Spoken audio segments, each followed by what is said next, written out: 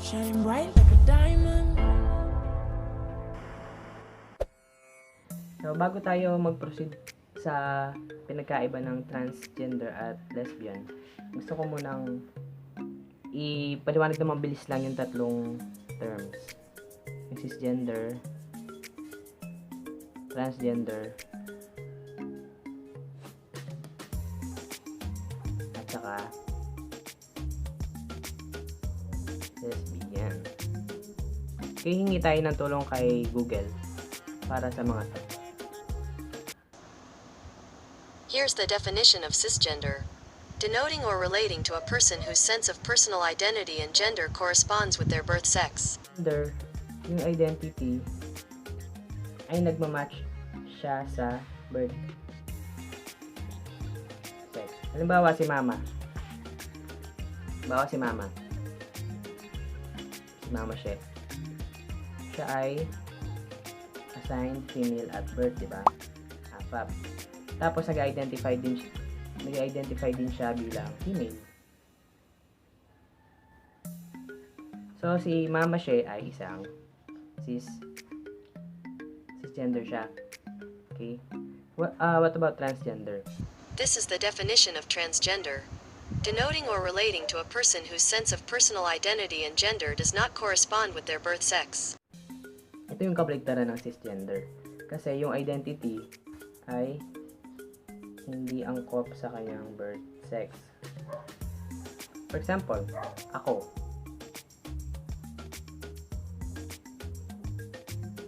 AFAB ako, di ba? Assigned female at birth. Pero, hindi ako female. Hindi nagmamatch. So, ako yung isang transgender kasi alam ko sa sarili ko na lalaki ako. Yung lesbian naman, assigned female at birth. Okay?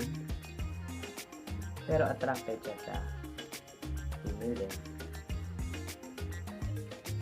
Anyways, walang kinalaman yung attraction sa pagiging cisgender or transgender.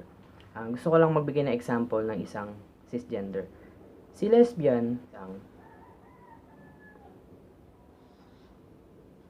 cisgender. Bakit? Kasi si lesbian, ang identity niya is female.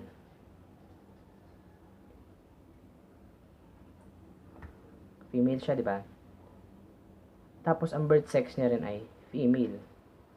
Di ba nagmatch? Nagmatch. So, kaya siya naging cisgender. Pero i-explain ko, papaliwanag ko kung bakit naging female pa rin si lesbian mamaya. So, yung nasa gitna, yung nasa gitna, yun yung pagkakapareho ng dalawa. Yung nasa kaliwa, yun yung sa trans, nasa kanan yun yung nasa lesbian. Siguro mag-umpisa tayo sa gender identity. Okay.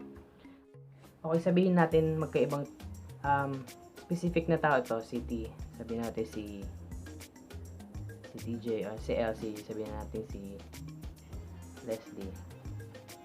Okay. So magkaibang tao sila, di ba? So ano yung pagkakahawig nilang dalawa? Pareha silang AFAB or assigned female at birth. Halimbawa sa hospital parehas sila pinanganak. Sabi ng doktor, okay, dahil nakita niya yung genitals, sinabi niya female. So gagamitin natin yung AFAB or assigned female at birth. Parehas silang AFAB. Ano pa? Ano pang mga pagkakahawig ni TJ at ni Leslie? Sige, expression. So, expression, paano nila i-present yung sarili nila sa mundo? Paano sila manamit? Okay. Ang transgender at lesbian, pwede silang masculine or yung lalaki manamit na tinatawag, feminine, tsaka androgynous. Sige, doon na lang tayo muna sa ngayon. Pareha silang assigned female at birth at pareha silang pwedeng manamit ng masculine, feminine, or androgynous. Okay? Doon naman tayo sa gender identity nila. Ano bang gender identity ni TJ? Gender identity ni TJ ay male.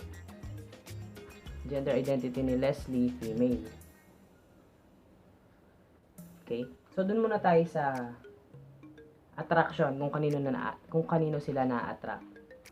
Si TJ, trans man, pwede siyang ma-attract kanino?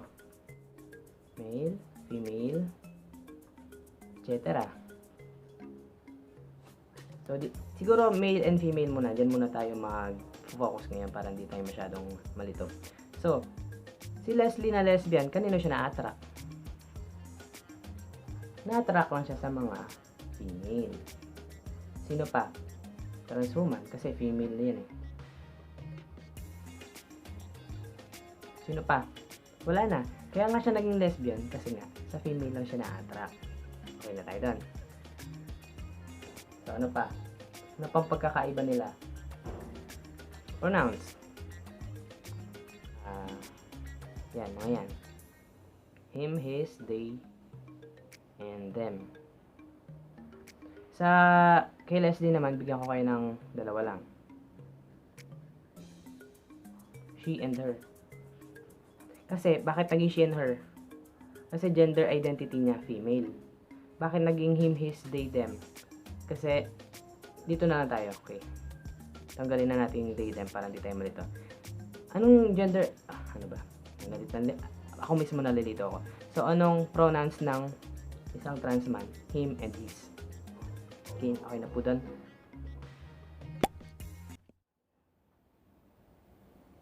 Okay. Princess is a fab who dresses androgynously. Trans ba siya o lesbian? Tricky yung mga tanong na to eh. Ito muna tayo. Okay, may number sila pero ipangalawa na natin to. Alex is a fab but not on HRT, yung hormone replacement therapy. Pero alam niya na lalaki siya. Anong pronoun?